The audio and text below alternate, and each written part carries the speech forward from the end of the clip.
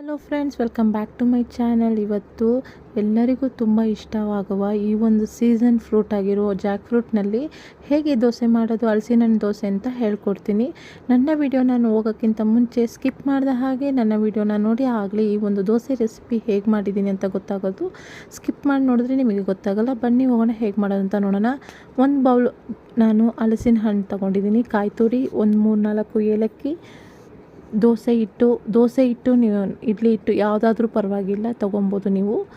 ಮತ್ತು ನಾನು brown sugar ತೊಗೊಂಡಿದ್ದೀನಿ. ಈಗ ಹೇಗೆ ಮಾಡೋದು ಅಂತ ತೋರಿಸ್ಕೊಡ್ತೀನಿ ನಾನು ನಿಮಗೆ. ಬೆಲ್ಲನ ನೀವು ಪೌಡರ್ ಮಾಡಿ ಹಾಕ್ಕೋಬೋದು.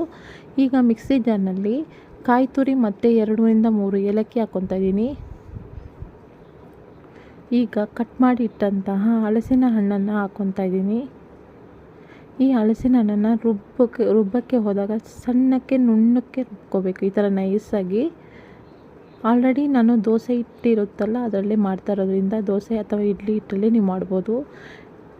ದೋಸೆ ಬ್ಯಾಟರ್ನ ತೊಗೊಂಡಿದ್ದೀನಿ. ಇದಕ್ಕೆ ನಾನು ಬ್ರೌನ್ ಶುಗರ್ ಹಾಕ್ಕೊತಾ ಇದ್ದೀನಿ, ರುಬ್ಬಿಟ್ಟ ಮಿಶ್ರಣನ ಸೇರಿಸ್ಕೊತಾ ಇದ್ದೀನಿ. ಇವಿಷ್ಟು ಚೆನ್ನಾಗಿ ಮಿಕ್ಸ್ ಆಗಬೇಕು. ಸಕ್ಕರೆ ಮತ್ತು ರುಬ್ಬಿಟ್ಟ ಮಿಶ್ರಣ, ಹಲಸಿನ ಹಣ್ಣು ಎಲ್ಲ ಚೆನ್ನಾಗಿ ಮಿಕ್ಸ್ ಆಗಬೇಕು. ಈ ಒಂದು ಬ್ರೌನ್ ಶುಗರ್ ಹಾಕೋರು ಹಾಕ್ಕೋಬೋದು, ಇಲ್ಲಾಂದರೆ ಬೆಲ್ಲ ಬೇಕಾದ್ರೆ ಬೆಲ್ಲ ಹಾಕ್ಕೊಬೋದು. ನಿಮ್ಮ ಹತ್ರ ಯಾವುದಿದೆ ಅದು ಹಾಕ್ಕೊಳ್ಳಿ. ಚೆನ್ನಾಗಿ ಮಿಕ್ಸ್ ಮಾಡಿಬಿಟ್ಟು ನೋಡಿ, ಗಂಟಿಲ್ದಲೆ ನೀಟಾಗಿ ಈ ಥರ ಮಿಕ್ಸ್ ಮಾಡ್ಕೊಳ್ಳಿ. ಇಡ್ಲಿ ಇಟ್ಟಿದ್ರೆ ಇನ್ನೂ ಚೆನ್ನಾಗಿ ಬರುತ್ತೆ. ನಾನಿಲ್ಲಿ ದೋಸೆ ಬ್ಯಾಟರ್ ತೊಗೊಂಡಿದ್ದೀನಿ ನೋಡಿ. ಚೆನ್ನಾಗಿ ಮಿಕ್ಸ್ ಆದ ನಂತರ ಇವಾಗ ನಾನು ಸ್ಟವ್ ಮೇಲೆ ತವ ಇಟ್ಬಿಟ್ಟು ಈ ಥರ ಈರುಳ್ಳಿಗೆ ಸ್ವಲ್ಪ ಎಣ್ಣೆ ಹಚ್ಬಿಟ್ಟು ಚೆನ್ನಾಗಿ ಉಜ್ಕೊತಾ ಇದ್ದೀನಿ ನೋಡಿ. ಅಂಚು ಚೆನ್ನಾಗಿ ಕಾಯ್ತಿದೆ. ಇವಾಗ ನಾನು ಮಿಕ್ಸ್ ಮಾಡಿಟ್ಟಂತಹ ಮಿಶ್ರಣನ ನೋಡಿ ಈ ಥರ ದಪ್ಪಕ್ಕೆ ದೋಸೆ ಆಕಾರದಲ್ಲಿ ನೀವು ಉಳ್ಕೋಬೋದು. ತೆಳ್ಳಗೆ ಬೇಕಂದ್ರೆ ತೆಳ್ಳಗೆ ಕೂಡ ನೀವು ಸವರ್ಕೋಬೋದು. ಯಾವತ್ತೂ ಈ ಥರ ಒಂದು ದೋಸೆ ಮಾಡಿದಾಗ ದಪ್ಪಕ್ಕಿದ್ರೇ ಚೆನ್ನಾಗಿರುತ್ತೆ. ಪ್ಯಾನ್ ಕೇಕ್ ರೀತಿ ನೀವು ಕೂಡ ಮಾಡ್ಕೊಬೋದು ನೋಡಿ ಫ್ರೆಂಡ್ಸ್. ಇವಾಗ ಇದನ್ನು ಒಂದು ದೋಸೆ ಆಕಾರದಲ್ಲೂ ಕೂಡ ನೀವು ಮಾಡ್ಕೊಬೋದು. ಇದೇ ಬ್ಯಾಟರ್ನ ನೀವು ಇಡ್ಲಿ ಪಾತ್ರೆಯಲ್ಲಿ ಬೇಯಿಸಿ ಕೂಡ ತೊಗೋಬೋದು. ನಾನು ದೋಸೆ ಥರ ಮಾಡಿ ತೋರಿಸ್ತಾ ಇದ್ದೀನಿ.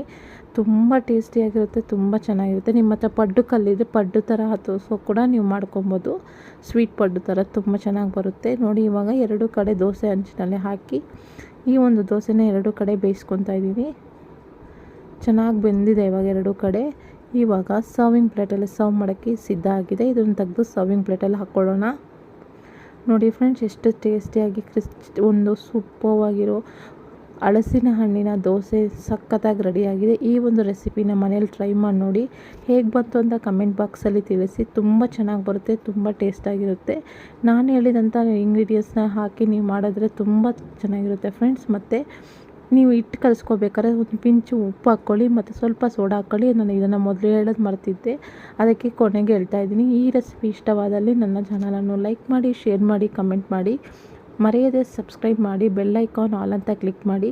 ನನ್ನ ವೀಡಿಯೋಸ್ನ ಇದೇ ಥರ ಪ್ರೋತ್ಸಾಹಿಸಿ ಫ್ರೆಂಡ್ಸ್. ಅದೇ ಥರ ನನ್ನ ಒಂದು ಚಾನಲನ್ನು ಸ್ಕಿಪ್ ಮಾಡಿದ ಹಾಗೆ ನೋಡಿ.